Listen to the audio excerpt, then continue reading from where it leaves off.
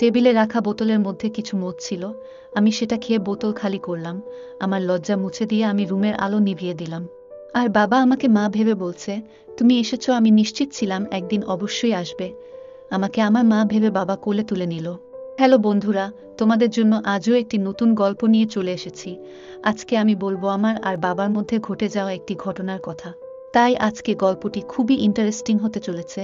তার আগে একটা কথা বলি, যদি তোমরা আমাদের গল্প বা থাম্বনেল নিতে চাও, তাহলে ডেসক্রিপশনে গিয়ে টেলিগ্রামে মেসেজ দিন। চলো গল্প শুরু করি। আমার বাবা আমাকে একটি ঘোড়ার গাড়িতে পরিণত করেছে। আমার বয়স ১৯ বছর বয়সে আমি যৌবনের দোরগোড়ায়।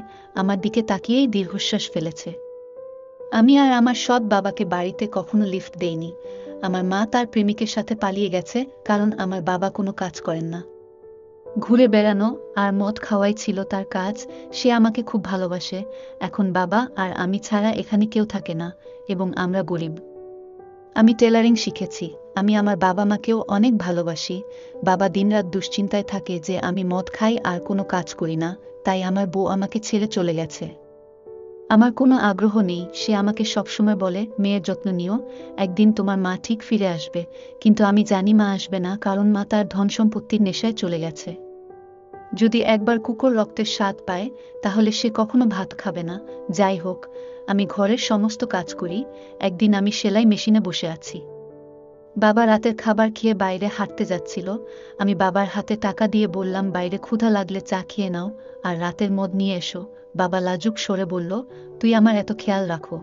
আমি জানি একদিনও মদ না খেলে তোমার অবস্থা খারাপ হয়ে যায়, সারা রাত ঘুমাতে পারো না, মায়ের ছবির সামনে দাঁড়িয়ে কাঁদতে থাকো। আমি তোমার কষ্ট দেখতে পাচ্ছি না। আমি তোমাকে টাকা দিয়ে শোধ করব। বাবা চলে গেলেন। কিছুক্ষণ পর বাবা দরজায় কড়া নাড়লেন। সে খুব মাতাল ছিল। আমি চিৎকার করে বললাম, আমি তোমাকে বাসায় এনে খেতে বলেছিলাম, আর তুমি বন্ধুদের সাথে বসে মদ খেয়ে এসেছ। এত মদ খেয়েছ, নিজেকে সামলে রাখার হুঁশ নেই। তাহলে কেন এত পান করছো? আমার হাতে সাপোর্ট করে ডাইনিং টেবিলের কাছে চেয়ারে বসে সে মাতাল অবস্থায় তার শরীরটা আমার উপর হেলিয়ে দিল। তার ছোঁয়া পেয়ে আমার যৌবন জেগে উঠল। তখন বাবা বললেন, একটা ভালো ছেলে দেখে তোর বিয়ে দিতে হবে। তোর পেটের আগুন নিভানোর জন্য তো একটা জীবন সাথী দরকার। আমার মা ভোরবেলা অন্য কারো সাথে পালিয়ে গিয়েছে। সে আমার বাবার মদ্যপানের অভ্যাস শুরু হয়েছে। আমি যদি মদপান ছাড়িয়ে না দিই, তবে আমার নামও আয়েশা নয়। সন্ধ্যায় বিয়েতে আত্মীয়ের বাড়িতে যেতে হবে, তাই আমি তাড়াতাড়ি ঘরের কাজ করি।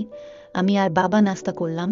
তারপর বাবাকে তোয়ালে দিতে গিয়ে বললাম, ক্লিন শেভ করে গোসল করে নিও। গরম পানি রাখলাম। আমি গোসল করে কাপড় পরে রুমে এলাম। আমি কাপড় ধোয়ার জন্য নিয়ে যাচ্ছিলাম, যখন বাবা ড্রেসিং টেবিলের কাছে এসে তার 2 হাত দিয়ে চুল শুকাচ্ছিল। হঠাৎ তার কোমরের তোয়ালেটা তার পায়ের কাছে পড়ে গেল। সে ছাড়া রুমে আর কেউ ছিল না। আমিও আছি। সেই সময় তার পিঠটা আমার দিকে ছিল। আমি আয়নায় স্পষ্ট দেখতে পাচ্ছিলাম। বাবা তাড়াতাড়ি তোয়ালেটা জড়িয়ে নিল। আমি বাবাকে বললাম, বাবা মনে আছে তো, হোটেলের বারান্দায় আমাদের দুজনের একটা পার্টিতে যেতে হবে। সন্ধ্যায় আমরা পার্টিতে গেলাম। লাইটের মধ্যে মিষ্টি গান বাজছিল। একদিকে ভেজনন ভেজ খাবারের ব্যবস্থা করা হয়েছিল, অন্যদিকে আমরা বরকনেকে আশীর্বাদ ও উপহার দিয়েছিলাম। আমরা সবাই পার্টি উপভোগ করতে লাগলাম। তারপর বাবা বিদেশি মদ খেয়ে নিলেন, এবং আমি কোল্ড ড্রিঙ্কস পান করতে লাগলাম। বাবা আমার কাছ থেকে চোখ সরিয়ে সে এক এক করে সুন্দরী মেয়েদের দিকে তাকাতে লাগলো। আমি দেখলাম আজও তার চোখ দিয়ে খাচ্ছে। তখন একজন সুন্দরী আমার বাবার কাছে এসে বললেন, হাই যুবক, আপনি কি আমার সাথে নাচবেন?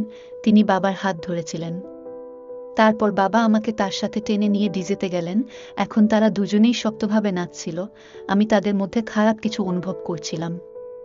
আমি রেগে যেতে লাগলাম। মনে হলো আমি ওর মুখ ছিঁড়ে ফেলি।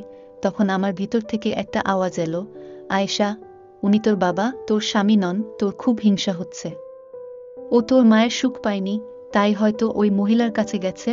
আমি রেগে বাবাকে ওখান থেকে একটু দূরে নিয়ে গেলাম। আমি বাবাকে বললাম, তুমি নিশ্চয়ই ওই মহিলার সাথে ভালো এনজয় করছো। বাবা বলল, আরে সে তোমার মায়ের বন্ধু রেখা। তোমার মা আমাকে ছেড়ে চলে গেছে, আর ওর স্বামী ওকে ছেড়ে চলে গেছে।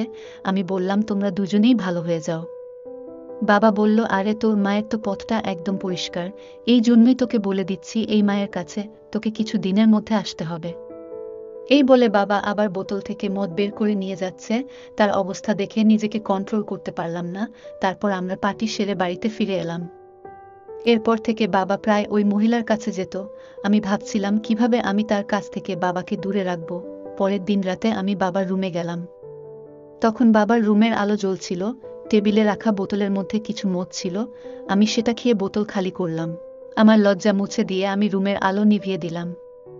আর বাবা আমাকে মা ভেবে বলছে, তুমি এসেছো, আমি নিশ্চিত ছিলাম একদিন অবশ্যই আসবে। আমাকে আমার মা ভেবে বাবা কোলে তুলে নিল। প্রথম প্রথম খারাপ লাগছিল, কিছুক্ষণ পর আমিও খুব মজা পাচ্ছিলাম। অনেকক্ষণ মজা করার পর আমি চুপচাপ রুম থেকে চলে গেলাম।